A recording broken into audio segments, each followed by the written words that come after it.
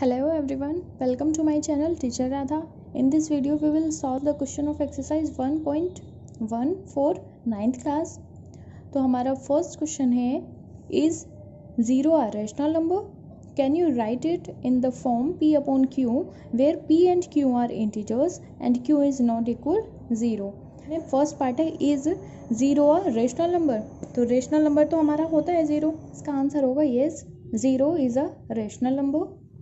Okay और आगे पूछ रहे हैं, can you write it in the form p upon q where p and q are integers and q is not equal 0. तो क्या हम इसको p अपॉन q की फॉर्म में लिख सकते हैं 0 को?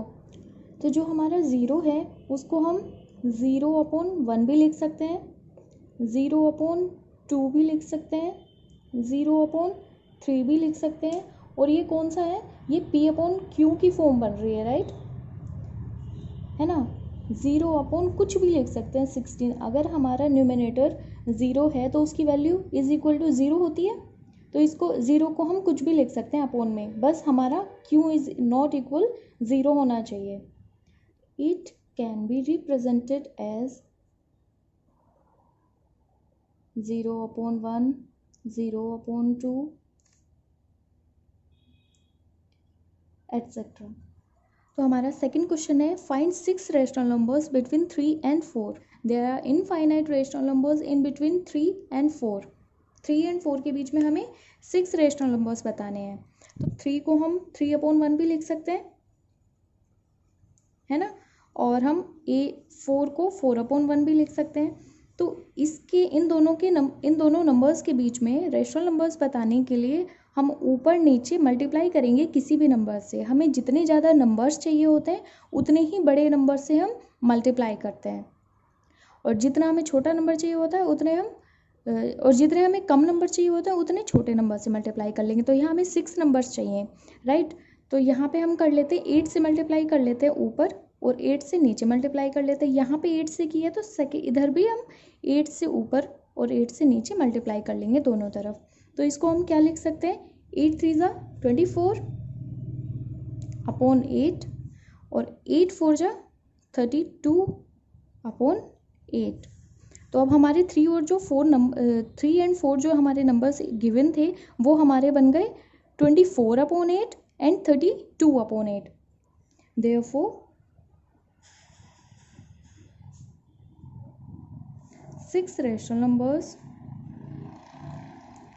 6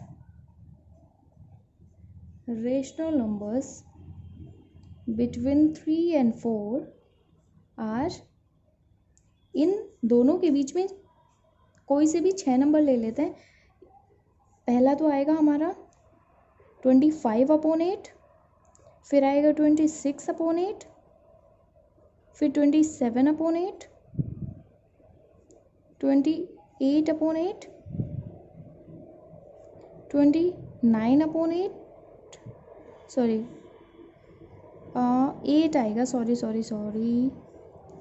8 है ना ये 8, 26 upon 8, 27 upon 8, 28 upon 8, 29 upon 8 and 30 upon 8. 1 2 3 4 5 6 numbers हो गए. कोई से भी 6 नंबर्स लिख सकते हैं. अब एक और बचा हमारा 31. तो इनमें से कोई से भी 6 नंबर्स लिख सकते हैं. ये ज़रूरी नहीं है कि यही 6 नंबर्स लिखें. यहाँ पे 25 को हटा के यहाँ पे 31 अपॉन 8 भी लिख सकते हैं. अब हमारा थर्ड क्वेश्चन आता है, find 5 rational numbers between 3 upon 5 and 4 upon 5. There are infinite rational numbers in between 3 upon 5 and 4 upon 5. लिख लेते हैं. There are infinite rational number between 3 upon 5 and 4 upon 5. अब 3 upon 5 एंड 4 upon 5 के बीच में हमें 5 rational numbers find करने हैं. तो सबसे पहले हम क्या करेंगे, 3 upon 5 इधर लिख लेंगे एंड 4 upon 5. अब इसके न्यूमिनेटर में और डिनोमिनेटर में हम सेम नंबर से मल्टीप्लाई कर देंगे. तो कोई भी नंबर ले लेते हैं, 6 ले लेते हैं, 6, और जो नंबर्स हमने यहाँ पे लिए वो ही सेम नंबर हम इधर लेंगे. तो ये हमारा हो जाएगा 3 6 जा 18 अपॉन 6 5 जा 30 और 6 4 जा 24 अपॉन 30। हमें 5 रेशनल नंबर्स फाइंड करने हैं, राइट। तो अब यहाँ से 19 अपॉन 30 से 23 अपॉन 30 तक के भी हम कोई से भी 5 नंबर इसके आंसर में लिख सकते हैं। तो ये होगा 19 अपॉन, अच्छा पहले स्टेटमेंट लिख लेते हैं। देयरफॉर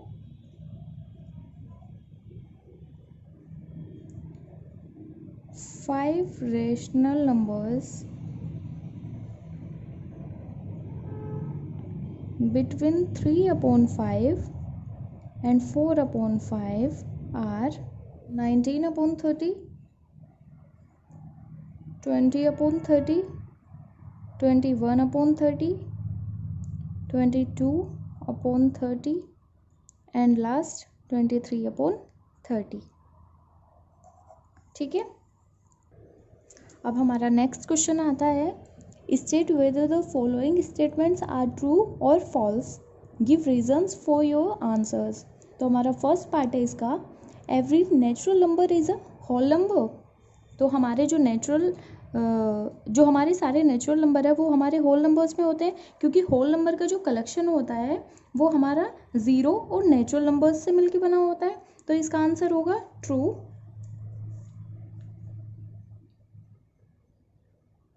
पहले हमें बताना है ट्रू है कि फॉल्स है, तो ये है हमारा ट्रू। अब हमें रीज़न बताना है, तो इसका रीज़न क्या है, since the collection of whole numbers contains all natural numbers, since the collection of whole numbers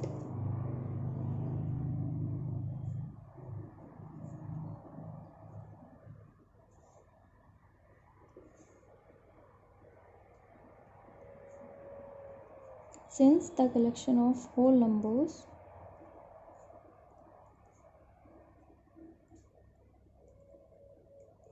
contains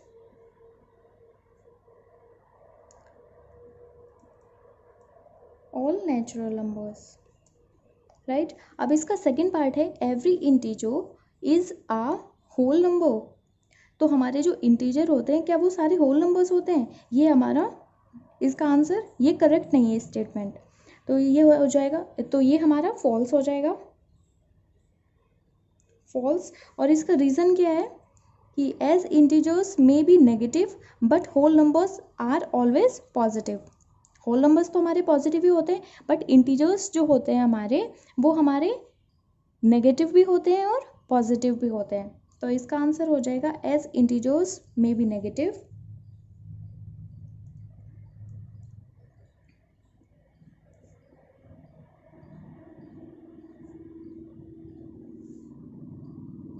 but whole numbers are always positive, but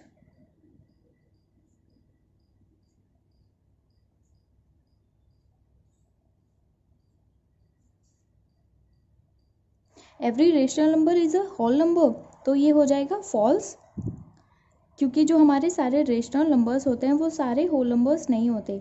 देखो इसका आंसर हो जाएगा false, as rational numbers may be fractional but whole numbers may not be. Whole number तो हमारे fractional नहीं होंगे, but ये जो हमारे रेशनल नंबर्स होंगे ये हमारे फ्रैक्शनल भी होंगे, राइट। तो ये हो जाएगा हमारा फॉल्स। और इसका रीज़न है as rational numbers may B,